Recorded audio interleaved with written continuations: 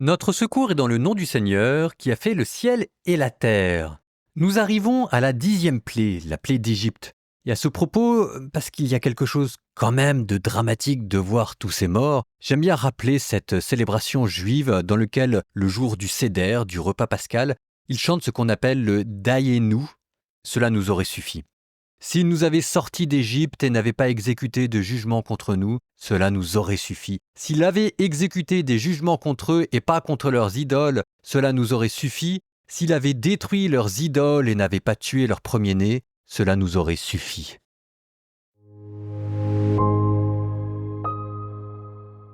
Dans le pays d'Égypte, le Seigneur dit à Moïse et à son frère Aaron, « Ce mois-ci sera pour vous le premier des mois. Il marquera pour vous le commencement de l'année. Parlez ainsi à toute la communauté d'Israël. Le 10 de ce mois, que l'on prenne un agneau par famille, un agneau par maison. Si la maisonnée est trop peu nombreuse pour un agneau, elle le prendra avec son voisin le plus proche, selon le nombre des personnes. Vous choisirez l'agneau d'après ce que chacun peut manger. Ce sera une bête sans défaut, un mâle de l'année. Vous prendrez un agneau ou un chevreau. Vous le garderez jusqu'au 14e jour du mois. Dans toute l'assemblée de la communauté d'Israël, on l'immolera au coucher du soleil. On prendra du sang que l'on mettra sur les 2 montants et sur le linteau des maisons où on le mangera. On mangera sa chair cette nuit-là. On la mangera rôtie au feu, avec des pains sans levain et des herbes amères. Vous n'en mangerez aucun morceau qui soit à moitié cuit ou qui soit bouilli. Tout sera rôti au feu, y compris la tête, les jarrets et les entrailles. Vous n'en garderez rien pour le lendemain. Ce qui resterait pour le lendemain, vous le détruirez en le brûlant. Vous mangerez ainsi la ceinture aux reins, les sandales aux pieds, le bâton à la main. Vous mangerez en toute hâte, c'est la Pâque du Seigneur. Je traverserai le pays d'Égypte cette nuit-là. Je frapperai tout premier-né au pays d'Égypte, depuis les hommes jusqu'au bétail. Contre tous les dieux de l'Égypte, j'exercerai mes jugements. Je suis le Seigneur. Le sang sera pour vous un signe. Sur les maisons où vous serez, je verrai le sang et je passerai. Vous ne serez pas atteints par le fléau dont moi je frapperai le pays d'Égypte. Ce jour-là sera pour vous un mémorial. Vous en ferez pour le Seigneur une fête de pèlerinage. C'est un décret perpétuel, d'âge en âge vous la fêterez. Pendant 7 jours, vous mangerez des pains sans levain. Dès le premier jour, vous ferez disparaître le levain de vos maisons. Et celui qui mangera du pain levé entre le premier et le 7e jour, celui-là sera retranché du peuple d'Israël. Le premier jour, vous tiendrez une assemblée sainte. Vous ferez de même le 7e jour. Ces jours-là, on ne fera aucun travail, sauf pour préparer le repas de chacun. On ne fera rien d'autre. Vous observerez la fête des pains sans levain, car, en ce jour même, j'ai fait sortir vos armées du pays d'Égypte. D'âge en âge, vous observerez ce jour, c'est un décret perpétuel. Le premier mois, du 14e jour au soir jusqu'au 21e jour au soir, vous mangerez du pain sans levain. Pendant 7 jours, on ne trouvera pas de levain dans vos maisons. Et celui qui mangera du pain levé, qu'il soit immigré ou israélite originaire du pays, celui-là sera retranché de la communauté d'Israël. Vous ne mangerez aucun pain levé. Où que vous habitiez, vous mangerez des pains sans levain. Moïse convoqua tous les anciens d'Israël et leur dit « Prenez un agneau par clan et immolez-le pour la Pâque. Puis vous prendrez un bouquet d'hysope, vous le tremperez dans le sang que vous aurez recueilli dans un récipient et vous étendrez le sang sur le linteau et les 2 montants de la porte. Que nul d'entre vous ne sorte de sa maison avant le matin.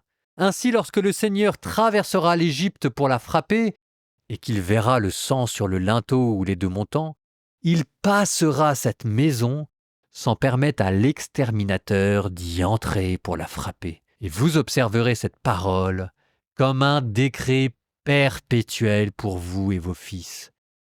Quand vous serez entrés dans le pays que le Seigneur vous donnera comme il l'a dit, vous conserverez ce rite. Et quand vos enfants vous demanderont que signifie pour vous ce rite, et vous répondrez « C'est le sacrifice de la Pâque en l'honneur du Seigneur. Il a passé les maisons des fils d'Israël en Égypte. Lorsqu'il a frappé l'Égypte, il a épargné nos maisons. » Alors le peuple s'inclina et se prosterna. Puis les fils d'Israël s'en allèrent et firent comme le Seigneur l'avait ordonné à Moïse et à Aaron. Au milieu de la nuit, le Seigneur frappa tous les premiers-nés de l'Égypte, du premier-né de Pharaon qui siège sur le trône, jusqu'au premier-né du captif dans sa prison, et tous les premiers-nés du bétail. Cette nuit-là, Pharaon se leva, ainsi que tous ses serviteurs et tous les Égyptiens, et une immense clameur s'éleva en Égypte, car il n'y avait pas une seule maison sans un mort. Pharaon convoqua Moïse et Aaron en pleine nuit et leur dit « Levez-vous, sortez du milieu de mon peuple, vous et les fils d'Israël. Allez, servez le Seigneur comme vous l'avez demandé. Même votre bétail, le petit et le gros, prenez-le comme vous l'avez demandé et partez. Appelez sur moi la bénédiction. » Les Égyptiens pressèrent le peuple d'Israël de quitter le pays au plus vite, car ils se disaient « Nous allons tous mourir !» Le peuple emporta la pâte avant qu'elle n'ait levé, ils enveloppèrent les pétrins dans leurs manteaux et les mirent sur leurs épaules. Les fils d'Israël avaient agi selon la parole de Moïse. Ils avaient demandé aux Égyptiens des objets d'argent, des objets d'or et des manteaux, et le Seigneur fit que son peuple trouve grâce aux yeux des Égyptiens. Ils cédèrent à leur demande. Ainsi les fils d'Israël dépouillèrent-ils les Égyptiens. Les fils d'Israël partirent de la ville de Ramsès en direction de Soukhot, au nombre d'environ 600 000, sans compter les enfants. Une multitude disparate les accompagnait, ainsi qu'un immense troupeau de moutons et de brebis. Ils firent cuire des galettes sans levain avec la pâte qu'ils avaient emportée d'Égypte et qui n'avaient pas levé. En effet, ils avaient été chassés d'Égypte sans avoir eu le temps de faire des provisions. Le séjour des fils d'Israël en Égypte avait duré 430 ans. Et c'est au bout de 430 ans, c'est en ce jour même, que toutes les armées du Seigneur sortirent du pays d'Égypte. Ce fut une nuit de veille pour le Seigneur. Quand il fit sortir d'Égypte les fils d'Israël, ce doit être pour eux de génération en génération une nuit de veille en l'honneur du Seigneur. Le Seigneur dit à Moïse et à Aaron, « Voici le rituel pour la Pâque. Aucun étranger n'en mangera. Tout esclave acquis à prix d'argent, tu le circonciras et alors il pourra en manger. Ni l'hôte, ni le salarié n'en mangeront. On la mangera dans une seule maison. Tu ne sortiras de cette maison aucun morceau de viande, vous ne briserez aucun de ses os. » Toute la communauté d'Israël observera ce rituel. Si un immigré qui réside chez toi veut célébrer la Pâque pour le Seigneur, tous les hommes de sa maison devront être circoncis. Et alors il pourra s'approcher pour célébrer. Il sera considéré comme un Israélite originaire du pays. Mais celui qui n'aura pas été circoncis n'en mangera pas. La loi sera la même pour l'Israélite de souche et pour l'immigré qui réside chez vous.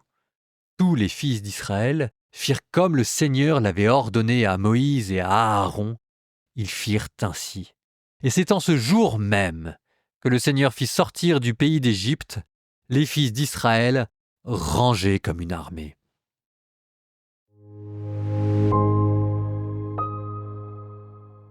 Bon, c'est un texte compliqué, il est difficile de suivre le fil narratif. Vous retrouvez pêle-mêle avec l'action de grâce pour l'œuvre que Dieu a accomplie cette nuit-là, le sacrifice de la Pâque, la fête des Azimes et le rachat des premiers-nés. Donc vous avez ici plusieurs fêtes qui sont agrégées comme en une seule fête, ce qui vous montre comment ce texte a été travaillé et retravaillé et comment dans l'imaginaire juif, cette nuit de Pâques est devenue la nuit non seulement de la délivrance mais de la naissance du peuple juif. C'est la fête nationale quoi. Ce qui se passe cette nuit coïncide avec le culte. Donc, en même temps qu'on vous raconte ce qui s'est passé, on vous raconte comment le célébrer. Premier élément de ce culte, première manière de célébrer la Pâque, l'action de grâce. Rendre grâce au Seigneur, dire merci pour son action éclatante, son œuvre de salut. Ça, c'est le premier élément de cette fête, l'aspect mémorial. Quand ton fils t'interrogera, tu lui répondras. Le deuxième élément, c'était le sacrifice de cet agneau, qui est peut-être un sacrifice pré-israélite. Ça vient peut-être d'une culture ancestrale. Vous sentez ce qu'il peut y avoir de primitif dans le fait de tuer un animal, de mettre du sang sur un linteau de porte pour se protéger de l'ange exterminateur. Alors ces anges exterminateurs, auxquels nous ne sommes plus vraiment habitués, on les avait pourtant déjà croisés pour Sodome et Gomorrhe, et vous les retrouverez bien plus tard dans le livre de l'Apocalypse, quand il sera question du triomphe final du bien contre le mal. Des anges qui amènent sur terre le châtiment de Dieu, qui applique ses décrets. Là, il faut s'en protéger parce que l'ange exterminateur n'est pas d'abord votre ami. C'est l'ennemi de votre ennemi, mais dans la Bible, l'ennemi des ennemis, c'est pas forcément votre ami. Autre élément, la fête des Azim. Manger du pain sans levain, une fête agricole qui célèbre le passage d'une moisson à une autre moisson, les Azim représentant l'ancienne moisson. Elle reçoit ici une nouvelle interprétation et ça lui permet d'être rattachée avec la Pâque. L'Azim devient ici le symbole de la hâte, les pains qui n'ont pas pu lever. Et dernier élément de cette fête, le rachat des premiers-nés, ce qui est comme le pendant de la 10e plaie. Donc vous voyez comment est-ce que tous ces éléments ici, qui étaient probablement à l'origine éparses, sont rassemblés au moyen de la symbolique pour culminer dans la fête de Pâques.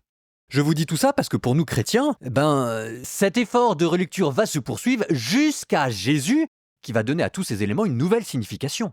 L'agneau sans tache deviendra Jésus et son innocence, le fait qu'on ne lui brisera pas les os sera l'accomplissement des prophéties, le fait de mettre du sang sur le linteau représentera le don de la vie de Jésus, parce que dans la pensée sémite, le sang représente la vie. Donc être aspergé de sang, c'est recevoir la vie de celui qui s'est donné en sacrifice pour vous.